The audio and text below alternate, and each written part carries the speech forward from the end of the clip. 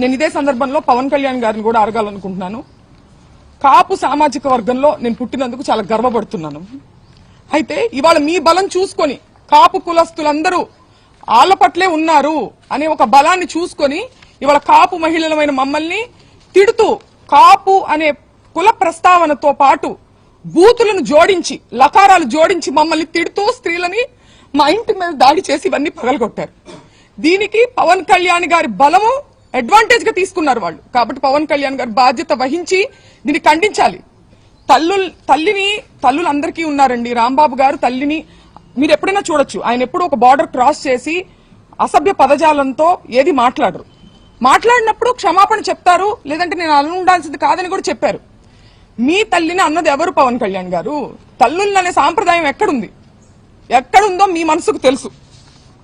పురంధేశ్వర్ గారు మాట్లాడుతూ చంద్రబాబు నాయుడు గారు తల్లిని అన్నారని చెప్పి ఆవిడ అన్నారు. నేను చూశాను ఆ వీడియో. నేను ఒక మహిళగా అడుగుతున్నాను, చంద్రబాబు నాయుడు గారు జగన్ గారిని మీ పుట్టుకే తప్పుడు పుట్టుక అని అన్నారు. ఇందులో జగన్ గారి తల్లిని అన్నట్టు కాదా? దీని గురించి ఆవిడ అభిప్రాయాన్ని చెప్పాలి. దీన్ని కూడా ఆవిడ ఖండించాలి కదా.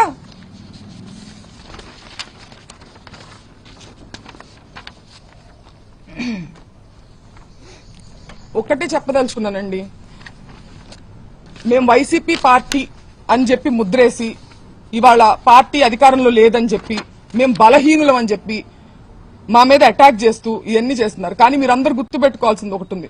అన్నిటికీ మించి ఇది తిరుపతి లడ్డు విషయం దగ్గర మొదలైంది. మేము అన్నిటికీ మించి మా నాన్నగారు దేవుడు పార్టీ నిజాన్ని మాట్లాడారు.